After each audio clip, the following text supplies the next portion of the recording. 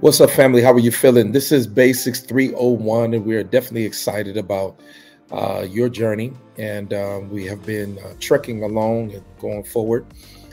Today, we're going to be talking about commitment and serving through service.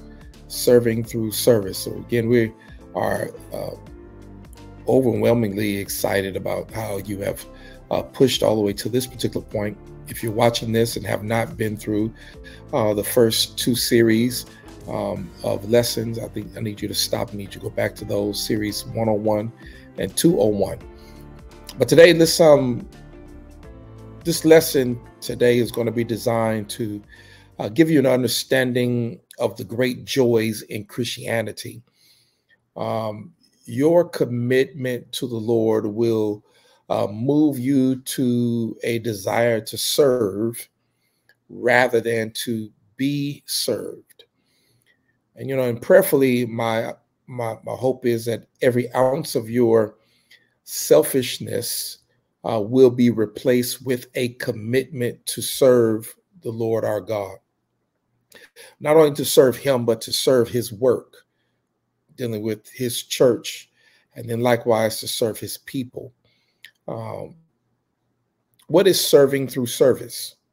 Well, our commitment to God can be measured by how much we desire to be in his presence, right? Being in his presence will move us towards becoming more like him. And then Christ's example of his commitment to us was that he came to this earth to serve. Now, reading Philippians, the second chapter, verses 1 through 11, if you could do this in your personal time, but as you become more like Christ, you become more of a servant. Let's deal with the servant salary. Well, a product of our commitment to Christ will be a desire to serve him and to serve his ministry. Watch this. Christians must see themselves as humble servants, imitating Christ, who he himself humbly served God and man. Now, servants don't expect payment for their service. Listen, the Bible does not tell us that Jesus wanted money for giving a blind man his sight, or for healing a man that was lame or crippled who could not walk. A servant just wants to help people. The issue is not financial gain, but it's more so spiritual pleasure. Now, if a servant, watch this, were to be paid, he would then be a hired worker and not a servant. But oftentimes, servants must give of themselves in time as well as in energy, and perhaps even money to be of service to someone. Listen to me. The objective of serving is not to get, but to give. Y'all got that? It's not to get, but it's to give. A servant wants to be supportive and to serve God. You can give without loving, right? But you cannot love without giving. Yeah, that's powerful. I got to say it again. You can give without loving, but you cannot love without giving. You have to have not only a servant's heart, but you have to have a selfless attitude. A soldier once overheard saying to an officer, "Let me know when this becomes a volunteer army, because I'd like to volunteer to be a general." The soldier definitely did not understand the principle of serving. Let me tell you something. Your attitude in service must be humble and gentle and not conceited. We're not to be rulers, but to be humble servants. Your attitude is to reflect this. Ephesians 6, chapter verse number 6. Not with eye service as men pleasers, but as bond servants of Christ, doing the will of God from the heart. Now, a couple of other scriptures I want to pull out to you. Jesus defines a servant's attitude in Matthew chapter 20, verse 26 through 28, even in Mark chapter 9, verse 35. Read these verses and they will give you an opinion of what Jesus was trying to say. Look at this. Matthew 20, verse 26 says, "Yet it shall not be so among you, but whoever desires to become great among you, let him be your servant.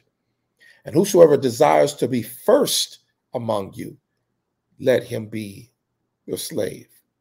Just as the Son of Man did not come to be served, but to serve, and to give his life a ransom for many." Mark chapter 9, verse number 35, it says, "And he sat down and he called the 12 and he said to them, if anyone desires to be first, he shall be last of all and servant of all." When you start to apply Jesus's definition of putting yourself last to the following biblical examples of service, let me give it to you. Noah gave 100 years of his life just to build the ark, Genesis chapter 6. Joseph was sold into slavery by his brothers and then imprisoned by false accusation. Yet his selfless attitude saved Jacob and all Israel from the famine, Genesis chapter 37 through chapter 36. Moses put God ahead of money, riches, and fame. You see that in Hebrews 11 chapter verse 24 through 26. And then Esther, she risked her life for her people. Esther, the 4th chapter. John demonstrated a servant's heart in John chapter 3, verse 30. Paul serving Jesus ahead of his own body of 2 Corinthians 6 chapter, verse 4 through 10. Let me tell you something. Jesus is our ultimate example. In your notes is a list of scriptures showing how Jesus, the Son of God, with all power available unto him in heaven and on earth, but he served man. John 6, John 13, Philippians 2, John chapter 12. It's in your notes. Look at it. How do you apply serving through service to your life? Well, it's simply the acrostic term joy, right? We all know joy, what it spells, J-O-Y, right? You and I can know joy in your life if we keep the acronym in mind as we serve through service. Joy, Jesus, others, then you.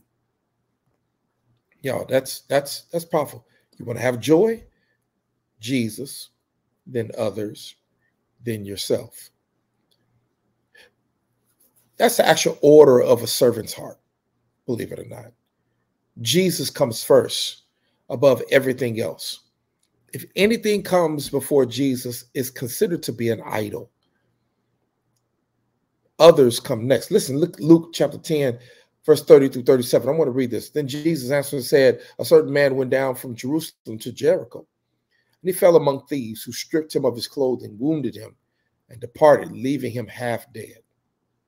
Now, by chance, a certain priest came down the road, and when he saw him, he passed on the other side. He saw him, but then he passed on the other side. Likewise, a Levite, when he arrived at the place, he came and he looked, and then he passed on the other side. But a certain Samaritan, as he journeyed, came to where he was. When he saw him, he had compassion. So he went to him and bandaged his wounds, pouring on oil and wine. and he set him on his own animal, brought him into an inn, and took care of him. On the next day when he departed, he took out 2 denarii, gave them to the innkeeper, and said to him, take care of him, and whatever more you spend, when I come again, I'll repay you. So which of these 3 do you think was neighbor to him who fell among thieves? Verse 37, and he said, he who showed mercy on him. Then Jesus said to him, go and do likewise. Y'all, let's be committed. Let's be compassionate. Listen, y'all, let's get these assignments out. I want you to look up the following verses and describe how they add to the joy that Jesus, the other than you principle. Galatians, the 5th chapter, verse number 13, Philippians 2, verse 3, 1 Peter 5 and 2. And then how can you actually apply this principle to your life, right? Read the Bible. I want you to pray at least 25 minutes per day. Take notes on at least one of the services this week. And I'm so excited that you have gotten to this place. But let's take our time. Let us sow. Let us give.